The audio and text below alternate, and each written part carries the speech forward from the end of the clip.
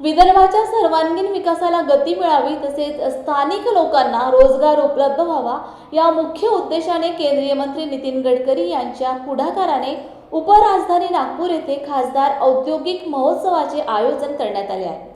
हा महोत्सव 27 जानेवारी ते 29 जानेवारी या कालावधीत राष्ट्रसंत तुकडोजी महाराज नागपूर विद्यापीठाच्या जमनालाल बजाज प्रशासकीय इमारत परिसर अमरावती रोड येथे पार पडणार आहे। सर्वच मूलभूत सोयी आणि सुविधा उपलब्ध असूनही विदर्भ विकासाच्या बाबतीत खूपच मागे आहे।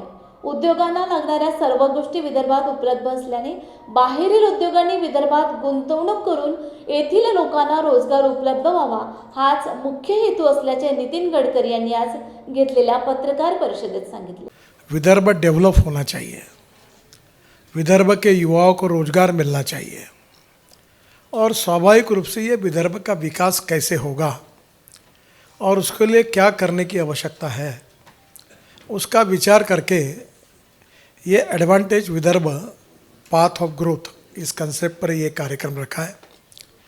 हमारे सभी जो सांसद हैं विदर्भ से उनके सबके फ़ोटो औद्योगिक महोत्सव के सामने लेटरेट पर रखे हैं, क्योंकि हम नागपुर में जब कार्यक्रम करते हैं तो मुझे बहुत लोग फिर ये बोलते हैं कि क्या हम विदर्भ में रहते हैं, आप हमारे नहीं है कि हमारे तरह लिए कुछ नहीं करते हैं, आप नागपुर के लिए क्यों करते हैं। तो उसका एक भाव होता है। तो इस बार मैंने कहा कि ये एडवांटेज विदर्भ हो और सभी सांसद जो हमारे हैं यहाँ के वो इसका नेतृत्व करें और उनके मार्गदर्शन में फिर हम इसको चलाएंगे। तो उसी के आधार पर ये इसकी योजना की शुरुआत हुई।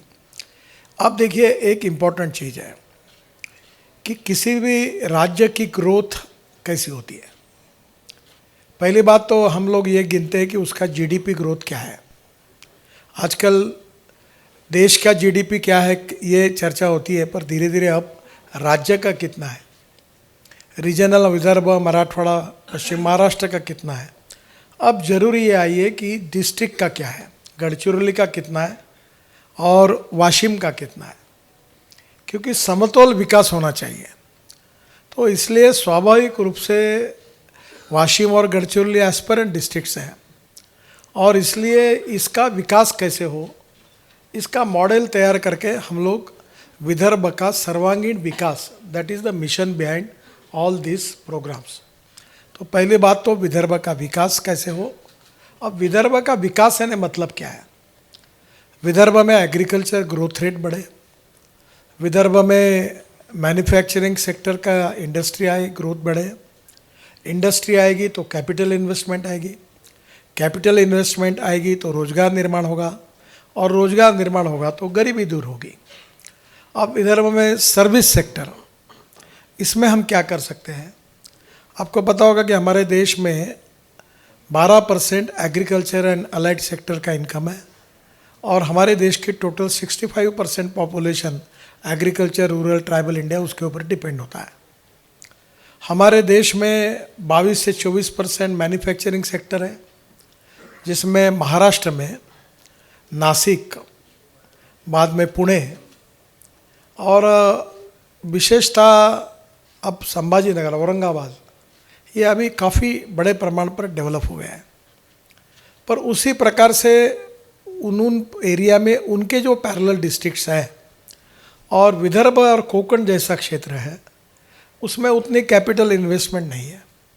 तो स्वाभाविक रूप से सब जगह पर सर्वांगीण विकास करने के लिए उसकी स्ट्रेंथ क्या है, उसके वीकनेसेस क्या है, इसका अध्ययन करके पॉलिसी इम्प्लीमेंटेशन और सपोर्ट, इसके लिए इसका आयोजन किया है। जैसे उदाहरण के लिए मैं आपको बता दूँ, ताड़ोबा। अब ताड़ोबा डेवलप हुआ तो उमरेड की तरफ लोग जाने लगे। अब उमरेड डेवलप हुआ तो लोग यहाँ से कान्हा जाते हैं।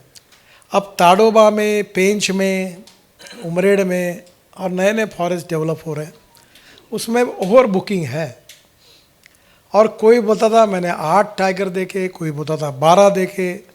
अब मैं आज विश्वास के साथ कह सकता हूँ कि वर्ल्ड में किसी को टाइगर के लिए देखना है तो आज विदर्भ यही बेस्ट डेस्टिनेशन है और नागपुर यही टाइगर कैपिटल है। अब प्रॉब्लम है, इसको लिए रेस्टोरेंट चाहिए, रिसोर्ट्स चाहिए, वहाँ जाने के लिए रोड अच्छे चाहिए, वहाँ बिजली चाहिए, पानी चाहिए, तब लोग आएंगे।